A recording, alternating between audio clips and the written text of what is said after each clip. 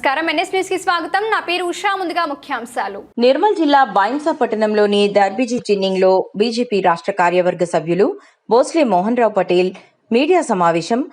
కాంగ్రెస్ ప్రభుత్వం ఏర్పడి 27 నెలలు అవుతుంది. అయినా ఇప్పటికీ ఎన్నికల్లో చెప్పిన హామీలను నెరవేర్చలేదు.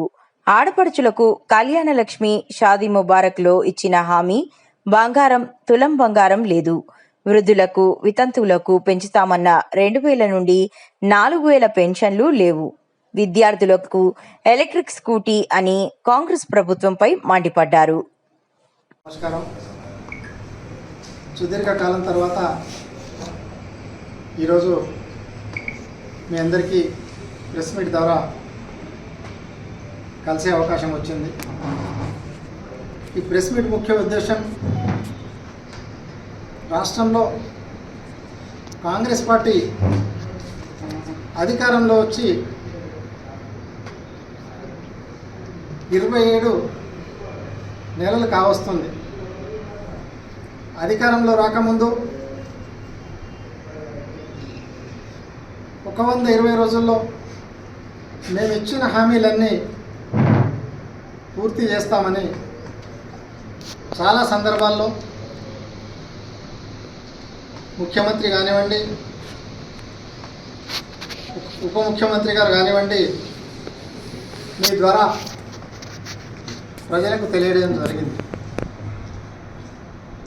ఈ ప్రజాపాలన అంటే ఇది ప్రజాపాలన కాదు. ప్రజలకు వ్యతిరేకంగా, ప్రజల మనోభావాలకు విరుద్ధంగా ఈ ప్రజాపాలన కొనసాగుతుంది. నేను ముఖ్యంగా భారతీయ జనతా పార్టీ ముధోల్ నియోజకవర్గ బూత్ స్థాయి కార్యకర్తలకు అందరికీ విజ్ఞప్తి చేస్తున్నాను.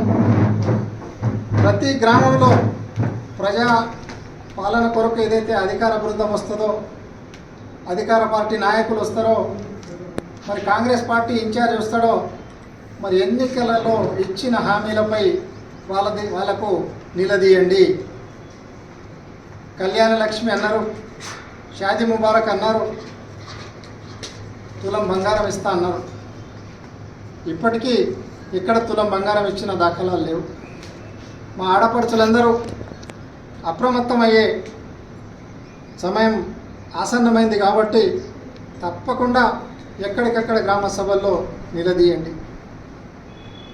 అదేవిధంగా ఏదైతే పెన్షన్ అన్నారో 2000 నుండి 4000 వరకు ఏదైతే పెన్షన్ ఇస్తా అనే హామీ ఇచ్చారో,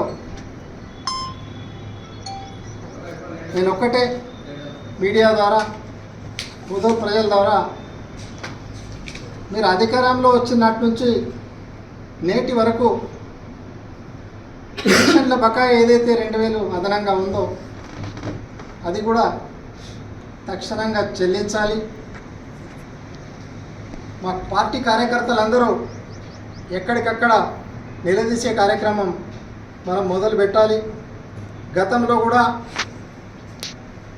తప్పుడు హామీలు, అబద్ధపు మాటలు చెప్పిన ప్రభుత్వానికి ప్రజలు బుద్ధి చెప్పారు. ఇప్పుడు కూడా మనం వాళ్ళు ఏదైతే మోసపూరిత హామీలు ఇచ్చారో దానిపై నిలదీయాలని అందరికీ కోరుకుంటూ సెలవు తీసుకుంటున్నాను. జై హింద్, జై భారత్.